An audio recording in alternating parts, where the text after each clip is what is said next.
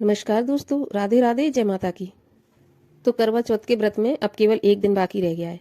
और इसकी तैयारियां वैसे तो सुहागिनें बहुत दिनों से कर रही थी, बहुत पहले से करने लगती हैं, लेकिन अब और जोर शोर से तैयारियां हो रही हैं। और इस इनकी करवा चौथ व्रत की तैयारियों में अपने लिए तो लेती ही हैं सामान, लेकिन जो सुहाग चढ़ाती हैं उसके लिए भी सामान लेती हैं। तो एक सबसे बड़ी समस्या ये होती है कि बहुत लोगों को पता नहीं होता कि ये सुहाग जो हम पूजा में चढ़ा रहे हैं और जो देवी माँ को, करवा माता को समर्पित कर रहे हैं, उसका करें तो क्या करें। तो देखिए, मैं आज इसी पर थोड़ी सी रोशनी डालना चाहूंगी कि इस सुहाग को जो हम पूजा में चढ़ाते हैं उसका क्या करें। तो देखिए, इस सुहाग को किसको देना चाहिए, किसको नहीं देना चाहिए, क्योंकि गलत हाथों में भी नहीं देना चाहिए सुहाग को, नहीं तो इसका उल्टा असर भी हो सकता है। तो हमेशा सुहाग को ऐसी जगह दें जहां पर हमारा पुण्य लग जाए। तो इस सुहाग पे वैसे तो सबसे पहला हक बनता है सासू माँ का। अगर आपकी सासू माँ सुहागन है तो आप पहला सुहाग तो ये उन्हीं को अर्पण करें। अगर सासू माँ सुहागन नहीं है किसी भी वजह से, तो इसको दूसरा, इसको अपनी जो मान्य होती हैं, ननद वगैरह, ननद होती हैं, भांजी होती हैं, उनको भी आप दे सकती हैं। इससे भी आपका पुण्य काफी अच्छा लगेगा।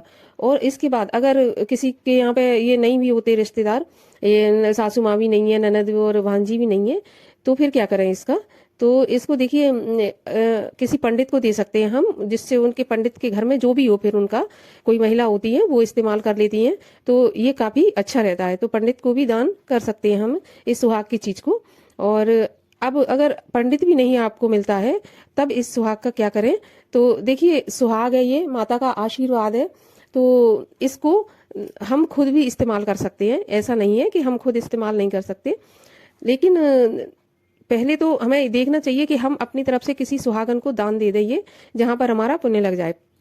पहले तो दान ही करना चाहिए।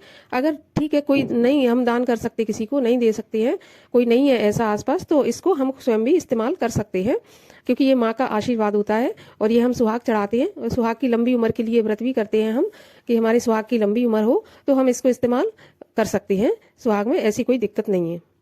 बस एक बात का ध्यान हमें जरूर रखना चाहिए कि जो भी हम दान देते हैं, जो भी हम अर्पण करते हैं, वो ये करवा चौथ व्रत की ही नहीं है, किसी दूसरे व्रत में भी या किसी दूसरी पूजा पाठ में भी।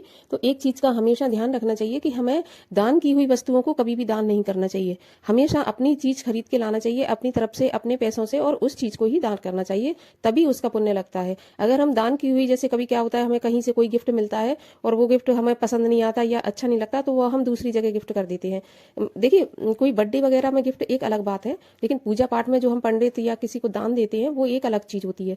तो जब भी हम दान करें तो हमेशा अपने पैसों से, अपनी तरफ से खरीद कर ही दान करें, क्योंकि दान किया हुआ कोई भी चीज अगर हम दान करते हैं तो उसके पुण्य की बजाय हमें उसका पाप लगता है। तो जहां तक हो, भले ही कम खरीदें, कम लें, लेकिन अपने ही पैसों से लेकर और नई चीज लेकर ही हमें दान करना चाहिए। तो करवा चौथ में भी यही है कि अगर हम सुहाग का जो भी सामान लेते हैं, तो उसको हम, जैसे मैंने बताया, जैसा उचित आपको लगे, जैसा आपके यहाँ संभव हो, उनको आप दान कर सकते हैं। तो ये थी थोड़ी सी जानकारी, जिससे आपका कन्फ्यूजन या आपकी दुविधा मिट जाए। तो अगर वीडियो अच्छा लगा हो तो वीडियो को लाइक कर लेना और शेयर कर देना और चैनल को सब्सक्राइब कर देना।